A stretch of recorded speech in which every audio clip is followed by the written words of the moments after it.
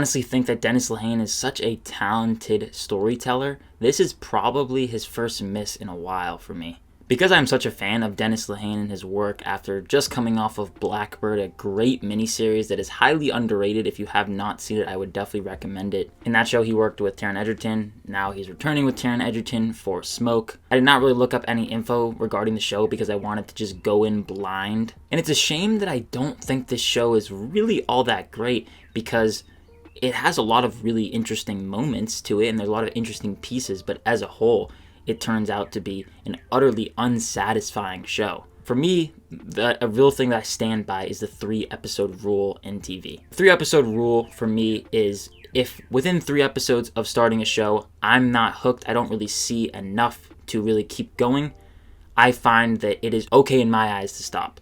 And I was even 3 episodes into Smoke, and I was really struggling to find something to hook onto and get attached to. I was given access to review the show early, so I decided to stick through and persevere. And there was also a couple things that I was interested to see how they would kind of play out. The main thing being, what is this big mystery revolving around the show? And one of the biggest problems with Smoke is that it reveals a very key detail, as in basically solves the mystery for you at the end of episode 2. And because of that, there's a severe lack of tension because we as an audience member are always steps ahead of the characters. So you're watching them find out a lot of stuff that we already know about. And that's really frustrating to watch because it doesn't really feel like you're following along with them. It kind of just feels like I know something that you don't, and that just doesn't make it interesting. Not to say that that applies to every piece of media, but specifically with Smoke, I found that to be a problem. Another thing is that all the characters are super unlikable. While the performances are all across the board very good, especially from Taron Egerton, who I think you see a different side of him. He has a lot to play in this kind of sandbox with this role. He does this persuasive nice guy, and then when you really know that he is a creepy, kind of unsettling guy. And every character has their side of being corrupt. Even the best of the bunch has something about them, and that's an interesting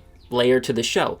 But some of the fleshing out that they do, diving into the characters, it's just uninteresting. There were times where the show really felt tonally inconsistent. It didn't really know if it was going for like straight up comedy. There's moments of absurdity that didn't really fit for me. Definitely the most interesting part about this show is this really creepy and unsettling subplot with one of the antagonists of the show. I would hesitate to use antagonist though. Freddy, played by, and excuse me for butchering this name, Ntare Guma Mbaho Mwine. This is a performer that I was fairly unfamiliar with, and his performance was intimidating, very commanding in terms of screen presence. The way that he slowly delivers the lines of dialogue, it really gets underneath your skin. And it kind of just felt like nothing fazed this guy. He was really a powerful force for these characters. But aside from that, unfortunately, the show was just inching its way to the finish line. I think it probably would have worked better as a 2-hour show. It felt extremely stretched out to the point where at 9 episodes, I was really struggling to get to the end. And then in the season finale, it goes super off the rails into dumbfounding territory where in the final moments I was so frustrated at what this show had become. It started off as a grounded show and it turned into a show that was not grounded in reality, and it felt like a parody of what it once was. The ending just goes into like nonsensical territory. It's like, what are we doing?